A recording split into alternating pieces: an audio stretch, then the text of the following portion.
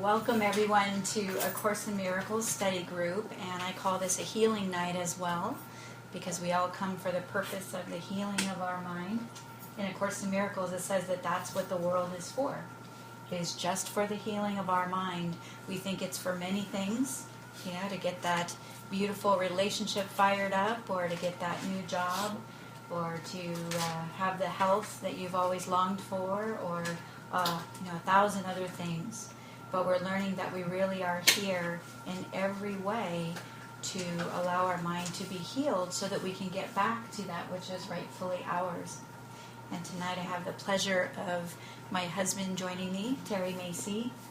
And some people know, but others don't know. But when we met, it started out that I had never heard of A Course in Miracles before. And Terry was one that introduced me.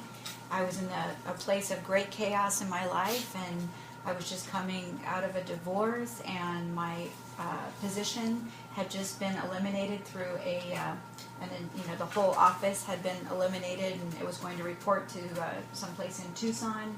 So I was out of a job and divorced all in the same month. And just before all that occurred, that all happened in May 97, Terry and I had met a few months earlier, and as I was going through all these things, he just always knew what to say. And I would ask him, how do you know what to say? I mean, he would pray like the wind. I mean, it would just come streaming out of him. And so I just couldn't figure out how this guy, he always knew what to say to lift me up. And he said, it's just this book I've been reading, A Course in Miracles. And I thought, well, I need to get a copy of that book. And so he got me a copy of that book, and we started studying together. And we studied for about 3.5 years, nonstop. I would say we logged hundreds of hours. Every time that we weren't working, doing our regular jobs, we were bantering about this book, and we really logged hundreds and hundreds of hours and wrote about it, and it's all we did. Wherever we went, it's like, if somebody was listening to us, they would have just said, stop, please, stop doing that. But about 3.5 years later, we went on a date, and we were just so joined in purpose. It was almost like the other part just hadn't happened yet, and we were best friends already, and then we were married 7 months later.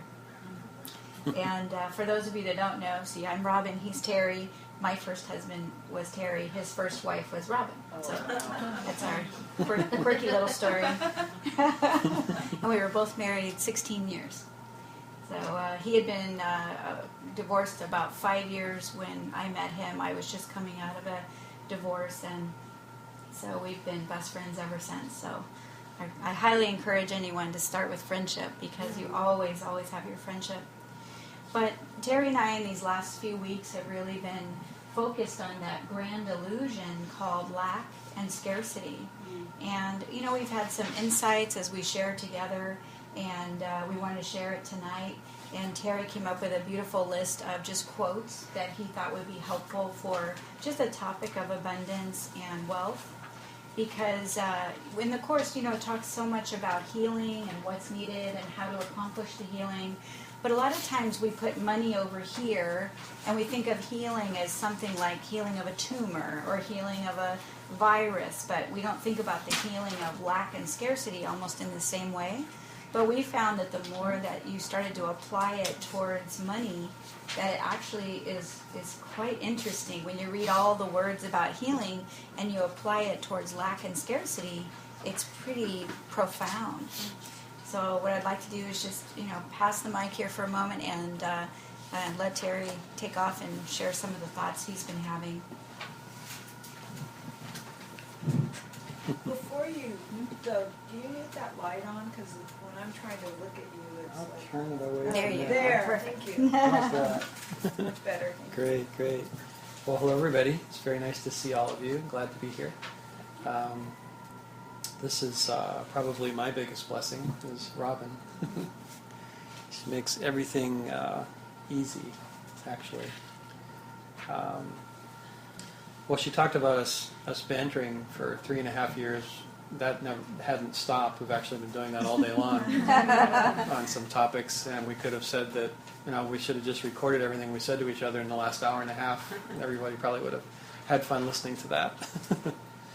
But we've been gathering together some information from the course, which is nothing new actually, but on some specific topics that we've looked at before also, but almost seems like looking at the same topic but almost in a different way with a different set of glasses on that are colored differently, and coming to perhaps new realizations about information that we've studied or read before. And it's been really fun. It almost feels like I was telling Robin that it would be great not to do the work that I do, that I could just do this all day and study these things and collect them together in the way that is just really fun doing it. It's just a blast. And so in looking at the scarcity piece of it and the lack, and that we've been focusing on that and thinking about, what does the Course say? What are some specifics in there if you tried to glean out some of those particular things? And in going through doing that and living our own lives also while we do it, and see how, this gives me an answer about why that happened today, or this gives me some information about where that's at.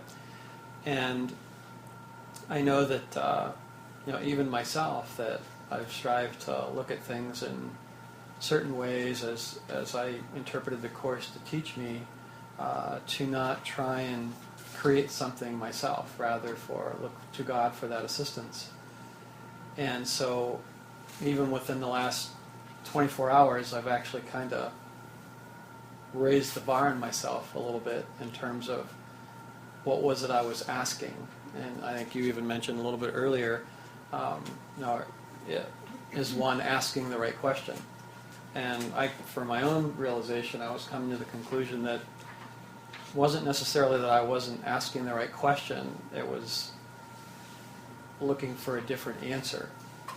And that's kind of what I've come to a conclusion in the last couple of days. Is it's a pretty cool answer for me, and I really like it a lot. And Robin asked me to share some things with you tonight that I've been reading and studying in the Course that kind of took me down that pathway.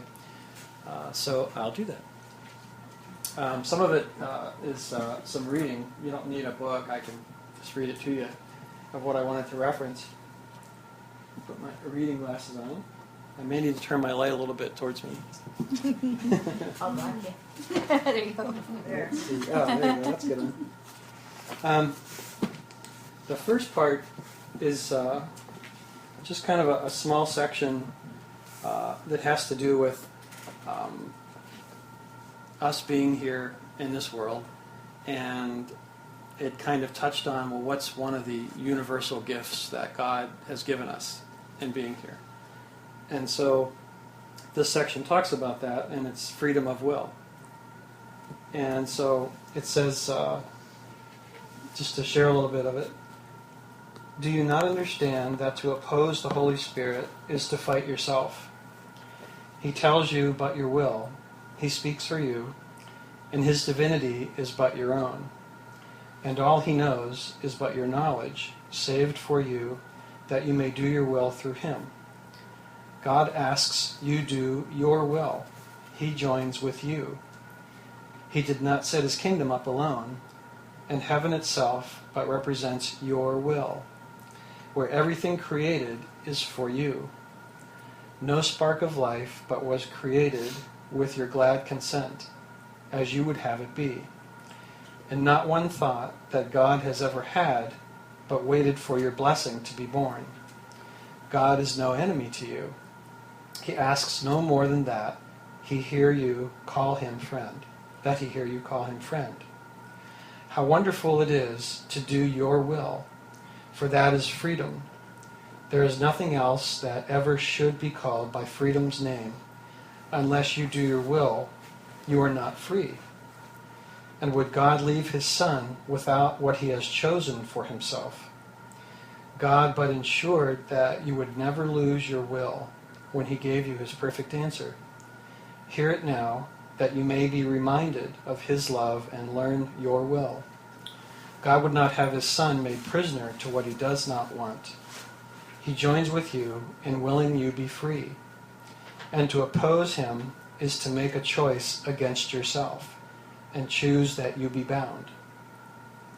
So that kind of hit pretty hard on that I have free will and I get to decide, and that God is completely committed to that, and that was his gift to me, and that he will not usurp it, interrupt it, cancel it, change it. Whatever I decide is what I decide, and that's it. And that's his love for me in doing that. So I thought, well, that's cool, and I accept the gift, but what am I doing with that free will? What am I thinking about? What am I choosing? What am I looking for? What kind of things am I wanting to solve or manifest or create or enjoy or do or bring about? And if you look in terms of the lack scarcity part of it, what's lacking, what's scarce that maybe I could change my will. Maybe it requires thinking differently about myself or asking the question in a different way, or maybe I'm focused on wanting the wrong thing, and gee, maybe that's why it hasn't happened. Maybe it's somebody different or something different, or working someplace else. What is it? And so I got that part, that it's my decision, it's my free will. And then I thought, well, how does that connect with being here? And how did I come to be here? And that's where Robin and I today were talking about the separation. And I wanted her to just talk a little bit about what that means and what that's about. Well, in this group, it has come a long way together. For a lot of people have, and we've talked about the separation many times. But for some people that are maybe newer to the group or newer to the course, just a quick recap on this idea of the separation is just that, as in A Course in Miracles, it says there's really only one Son, only one child of God, because separation is not the truth. That we look like we're separate, we're in these separated bodies, because we made this decision somewhere along the way. We actually bought this false idea that we could be separated from God. It never occurred, it never happened, but as the child of God, the child, and you could say we're all part of that one, and within each one of us is everything. So it's not like, it would take Trish and I together to make one. It's actually we are one, and one as we sit across from each other. So every one of us has all of it within us. But as we accepted this false idea as the child of God, that you could be separate from the Creator, you now look out upon a world, you project that idea into the world, and now the world appears to be in all these little parts, because we've accepted that we could be separate, which means now, instead of being at one with the whole, we are a fragment of the whole. If you could be separate, it means you're no longer whole with that which is whole. So as a fragment, as we believe we are, we now create an alternate reality, which is the world we see, which appears to be separated on every level, including furniture, right? So everything is separate here. But the idea is that we only see it because we believe it.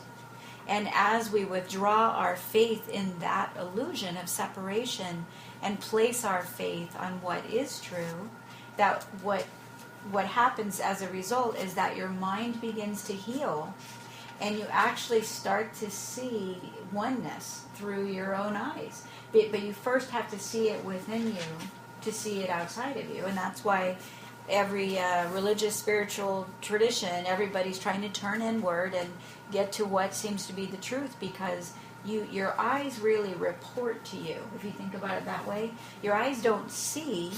We think they do. We think, oh, this is happening right now. Really, your eyes are reporting to you what your beliefs are. And if you have a belief that you're not safe, your eyes will report to you pretty unsafe conditions. If you have a belief that you're very, very loved, then your eyes will report to you very loving situations and people and circumstances. So your beliefs are constantly projected outward. And I call that your radar screen. It's kind of like what's in front of you as it's represented from that which you know within you. But just because we believe we're separate doesn't mean we actually did anything to the truth. It's just we have a misperception. But we're the child of God, and when the child of God has a misperception, that's a really big deal. You know, that's the same as God having a misperception, because we were created in that image and likeness. So now, you know, on the Flintstones, you remember Bam Bam with the big, you know, if he, the big, I don't know, maybe I'm older, but anyway, you guys remember Flintstones, right? So Bam Bam with the big thing, I mean, you had to watch out for Bam Bam because he was very, very powerful. And we can't destroy the truth just because we have a misperception. But the problem is that when we deny the truth, we forget what the truth is. And so we're separate, we're vulnerable, we're frail, we're powerless, we're weak, we can get sick, and now instead of eternal life, we think we can die. And so this is the idea of separation. It's false, never occurred, never will, never did. But we accepted it. Now, this is what's being healed in our mind. And this idea of separation is what's driving every perceived problem. If you think you're out of groceries, you might have forgot that you're one with God. If you have this illness and nobody knows what it even is, we must have forgotten we are one with God. Because God didn't create illness. God didn't even create a body. And that's a lot for people to breathe in, that this, in the Course, it says that we actually assigned the body so that we could have this separated identity. That God didn't create the body, we did. And that actually we are not a body. We are an infinite, eternal spirit as one. And as we allow the truth to dawn on our mind, it's not that you'll just magically turn into light and, you know, because the ego doesn't like that whole thought. Like, you know. I've had a student before say, you know, well, what fun is that? So we remember the truth, and then poof, you just turn into, I could hear the ego just talking right through. And I was like, well, don't knock it till you tried it. But actually the Course says we go from this nightmare of an experience to the happy dream. And the happy dream is kind of on your way to the awakening. You know, if you were having a really bad dream at night, you know how invested you are? You're like nervous or scared or running, or I don't know if you've ever had that darkened dream, you're really in it. And as the dream becomes happier and happier, this is really as we start to go to an awakened state of mind. And then the Course says that's our natural transition into complete awakeness. So that's really what will happen first, is as you practice these principles and apply them in your daily life, the first thing that happens is your life heals. And so you end up with this hunk of a husband, and he's amazing, and he's spiritual, and he's gorgeous, and he treats me like I'm a princess. I mean, he couldn't be better to me. And, you know, I had no concept of that kind of relationship. My first relationship taught me so many things, but one thing when I was coming out of that relationship is I asked God, you know, will you teach me about love? Because I don't think I have it worked out. You know, and I don't really have anything I can really look at that's concrete to really teach me what that looks like, because the Course kept saying if it's not consistent, it's not love. I never knew a love that was consistent. It could be really good, but it would have these down days, you know, like every Thursday, you know, like something would fall apart. And so I thought, wow, if it's not consistent, it's not love. So I knew there was more for me to know, and simply through prayer and asking, teach me about love, God taught me about love. And I do feel like I understand love now, consistent love. And I am so grateful for that. And I'm so happy I asked.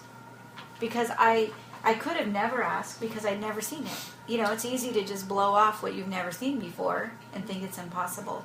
But it was this book that told me I had that right. And this book tells us a lot of other things. And what I've learned is that it really proves itself. So anyway, that's the idea of separation, and now we will continue. Okay. If you can hold it a little closer to you. Can you tell me what page the first thing you were reading was? I must have known you were going to ask me that, because that was the first thing I was going to do, was tell you what I read from the first time. It was chapter 30, section 2, the first 2 paragraphs. Yep. In Robin talking about the separation, that was a big part too of what I was thinking about with these things that I've been studying the last few days, and about creation. And one of the things that the Course talks about in terms of the Father created the Son, and then the Son becomes a Father. But it talks in terms of, the Course also talks about how not only are we given free will, but we're granted everything in the universe, everything we want. We get it all the stars, everything.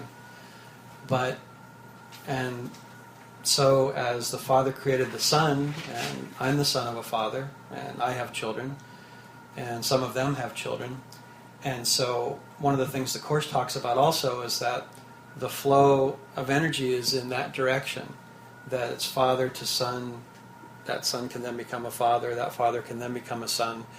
And so God is saying that He's giving us all of His power, but it's not reciprocal, so that we cannot become the Father or God, but we can receive from God everything that He has to offer. And so I took that thought, and then I kind of extrapolated that into another thing that I read, where it says that in keeping in mind the separation, and I suppose part of the definition of the separation is that a belief that you can function separate from God, so you can create. But he says it's not reciprocal, so you can't create the way He creates. And then the Course further said that to keep us focused on separation, the ego came up with idols. And so when you first hear the word idol, it doesn't necessarily mean like a statue or something of that nature. It could be relationship, being a millionaire, have no problems at all in life, and have all the joy you could want to have, a great car, great house, amazing wife. Or even the opposites of those things: lack, scarcity, illness, disaster, something of that nature. And it's all of those things. And so those were all wrapped up into idol. And then it further said, to counter idol, God created the Holy Spirit to offset that. And so in kind of blending in those thoughts, the next part that I was led to is, I'll tell you the section before I read it, but one time, I just thought of this too, I was reminded of it. One time Robin and I were going to see a movie, and it was one of those nature movies where they show some of the marvelous creatures in Alaska and some in the South Pacific, and it was called Earth something. It was just called Earth. Yeah, so we're at the ticket window, and Robin says to the lady selling the tickets, she said, "We'll take 2 tickets to Earth." And I said, "Are we sure we really want to do that? Isn't there some place else we might want to go?" So we got the tickets anyway. So this next section... Just back a little bit. Oh, Right there. okay. Got it. This, where I've learned, okay, I've got free will, my energy is flowing in one direction, and the Holy Spirit's out there to help me out. So where is this place that I am, being Earth?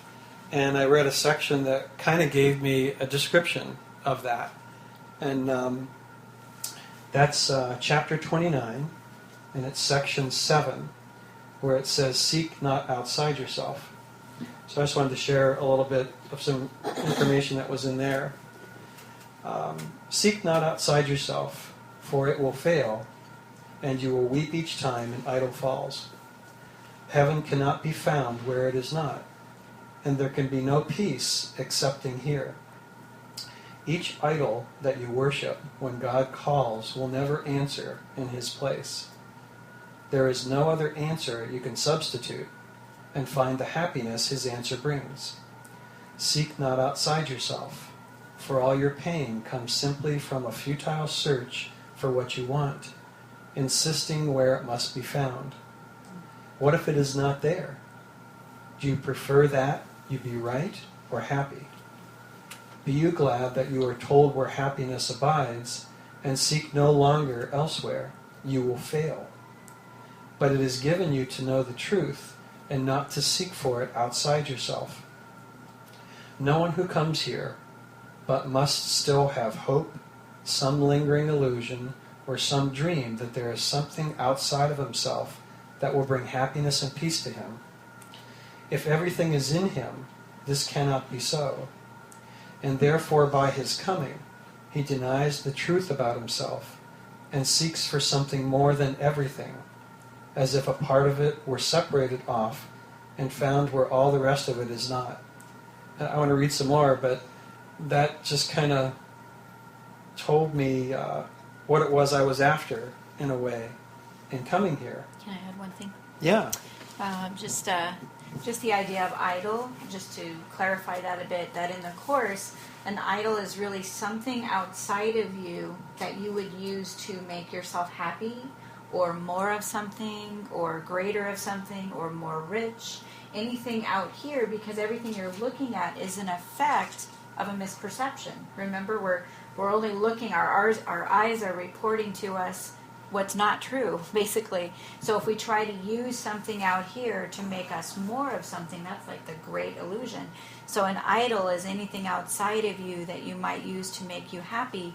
And another definition of idol would be, it would be like, say you're in a relationship with someone, if you make an idol of them, it would be to wish that they would be as you would have them be.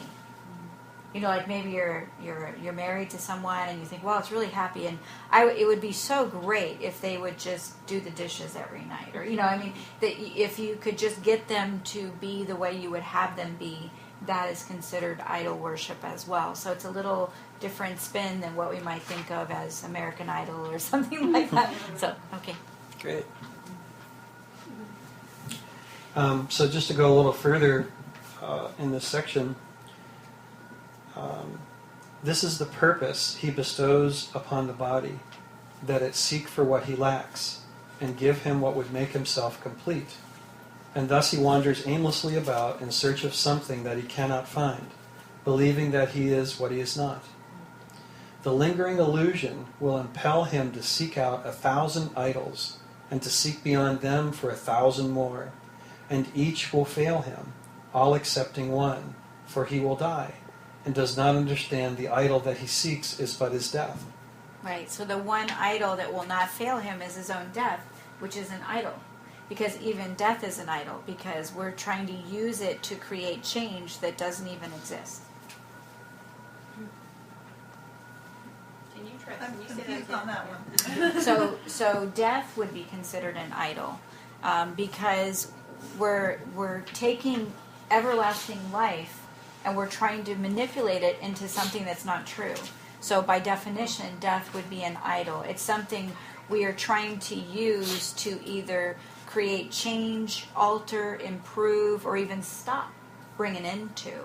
So anything that's not the truth, really, that we are endeavoring to realize or actualize, that would be an idol. So death is the one idol, it says, that won't fail you. Because if you hold it out to be an idol, you will at least experience your own death. Doesn't mean you'll die, but death is the one thing that will actually happen as you intended it to be, even though you won't really die. Your body will. Let's see. Forgot where it was. Don't know if I'll repeat myself here. The lingering illusion will impel him to seek out, I said that part, 1,000 idols and seek beyond them for 1,000 more, and each will fail him, all excepting one, for he will die, and does not understand the idol that he seeks is but his death. Its form appears to be outside himself, yet does he seek to kill God's Son within and prove that he is victor over him. This is the purpose every idol has. For this the role that is assigned to it, and this the role that cannot be fulfilled. So I was reading those pieces and adding in, I've got free will, the entire universe is there for me as a gift, and yet I'm finding myself in a place where idols surround me everywhere. And we all think about them. We want to pay our bills and feed our children and be able to go to the grocery store and take a vacation or a day off once in a while, or do something, lay out in the sun, and do I have enough gas in my car to go do that? And even just thinking about simple things. So as I thought about that a little further, whenever you attempt to reach a goal in which the body's betterment